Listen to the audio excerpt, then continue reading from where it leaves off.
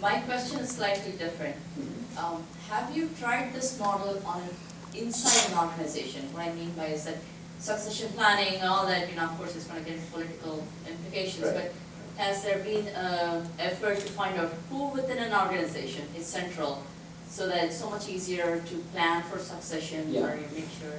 No, I haven't been able to do it. Partly it's some of my students, so they all do data science projects in my data science class. And they worked on things like, can we look at the network? How do you first define the network within an organization, right? You can get from the HR, you can get the hierarchy. That may be one way of getting a network. Other way to get a network is to look at emails between people.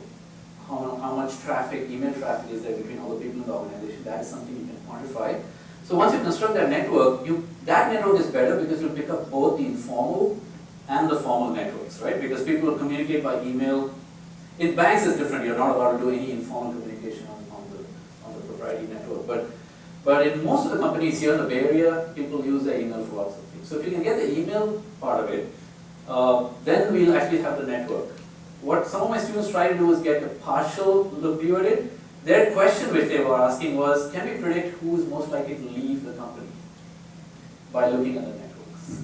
And they basically were trying to look at whether centrality was a good measure of somebody who would stay and people who had low centrality were more likely to leave. The answer was they actually didn't find that. Okay, but that was one of the things. And there are many other variables that determine whether somebody is going to leave or not.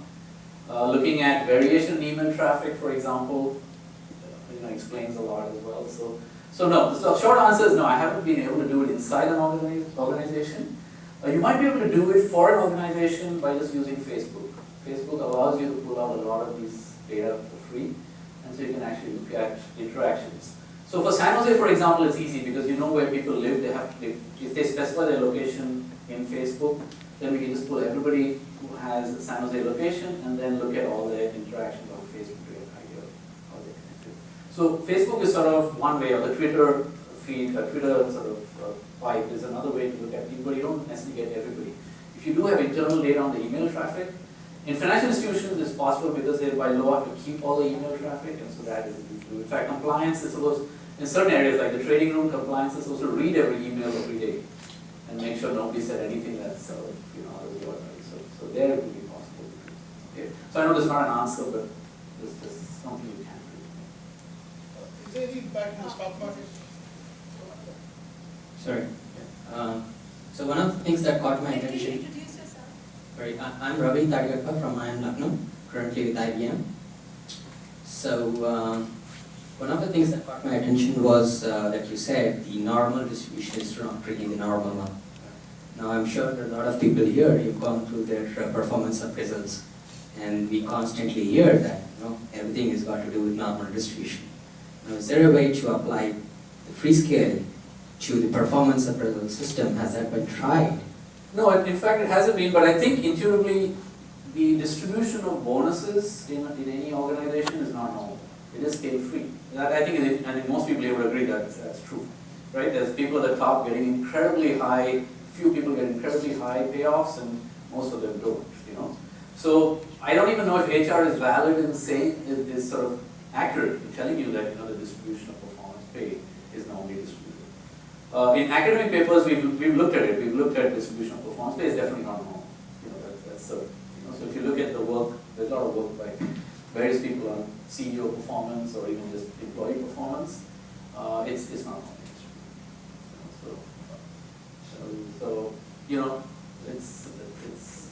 it's in the data. So I don't think HR has a sense of what the data is. They probably come up with sort of in banks. It's really filtered down.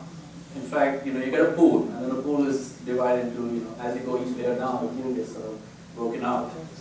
And simply by the process of bifurcation at every point, you don't usually end up with these normal distributions for the total distribution. So, Ram, if I could just make a comment here. National Bob, if you just get his book on work rules, Google's HR is actually very data-driven, and he's actually published the Freescale model and how it's applying to performance-based work. So that's something which came out recently. Yeah, so that's scale-free then, the distribution? Yeah, it would be scale-free. I don't see any even theoretical reason why in a structure where performance pay is given. There are people who are performing by a lot, and you would definitely get this sort of distribution. So, Hi. okay. I've got a mic. Oh, you have a mic. Maybe you can ask it together and we see what happens. We'll work together, so Maybe I'll ask the same question. Manu Korean, I am Bangalore, 88. Very interesting, very fascinating. I personally had a midlife crisis and I wanted to do something useful to impact investing. So I'm a founder of a startup for rare diseases. Okay. Okay. And I just stumbled into stuff about social influence intuitively, without any of the tools that you talked about. Just amazing. Yeah. Maybe I should look up with one of your students. But these rare diseases, we are saying, they got a lot of social capital, right? They are like very poignant stories. Literally, they're dying for lack of research now. But what we're telling them is that, look, you can get together. There's valuable data you guys can share. Yeah. And like we're working with a group for cystic fibrosis that got 8,000 people. And we're telling them, this 8,000 people, you can do a lot. Apart from the data, right now, for instance, 8,000 people have social networks. And within the social network, we're trying to identify celebrities, right? And within the social network, we stumble upon it, and then we say, okay, important people, we're telling them, hey, it's not that they have to be celebrities. They might have, 100 connections. You should reach out to them. And we could use a tool, if it's a one-line code, like you said, to find Yeah, I'm happy to give you all the code. Yes. It's free. In fact, I just shipped it to India and they just put it into the system and it ran. There was no problem at all. Yeah. So it's totally, anything I spoke about today is available to you. Anybody wants it, just email me, I'll send it to you. The stuff I talked about today is actually the very simple stuff that we are doing in network modeling. There are lots of books on this as well.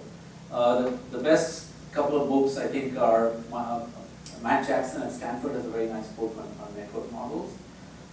Then there's a book by David Easley and John Kleinberg at Cornell.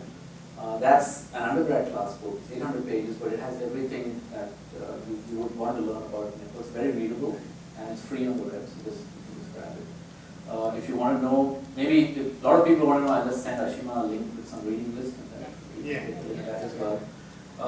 I myself have a book on data science which is free. You're most welcome with code. So I don't know, I can actually show it to you and you're welcome to download. You can take the URL from here. Yeah, so if you write down this URL, feel free to take a look.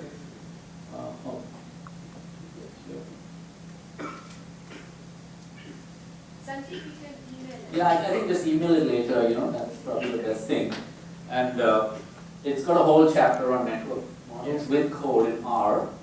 R and Python have become sort of the two languages that we're using for a lot of this analysis. And every little bit of code you can just lift and use. But the hard part is to put that matrix together. You have to collect that data from somewhere.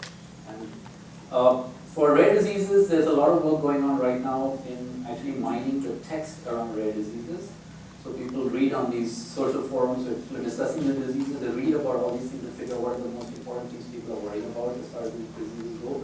So we do a lot of that actually in class as well. So if you have data, just contact me. My students will be happy to do a project for free to give you insights. They're required to do it anyway. That's the right cost for a startup. Yeah. So they're a service. That's what we're doing with San Jose. That's what last term we did. The Girl Scouts in the Bay Area gave us all the data and they analyzed how to sort of expand the membership and where it was failing. We work with a lot of nonprofits for free. So our students do a lot of text mining. In fact, the social benefit incubator we have on campus. Radha was here last time, Radha Basu. She set it up. So we already have an incubator only for impact investing. And in fact, we measure it by impact investing. So if you need more, you're coming to campus next week, right? So in fact, maybe try to get you in touch. So we have time for just 2 more questions, and those questions will be one here, and then one there, and maybe we'll make it 3.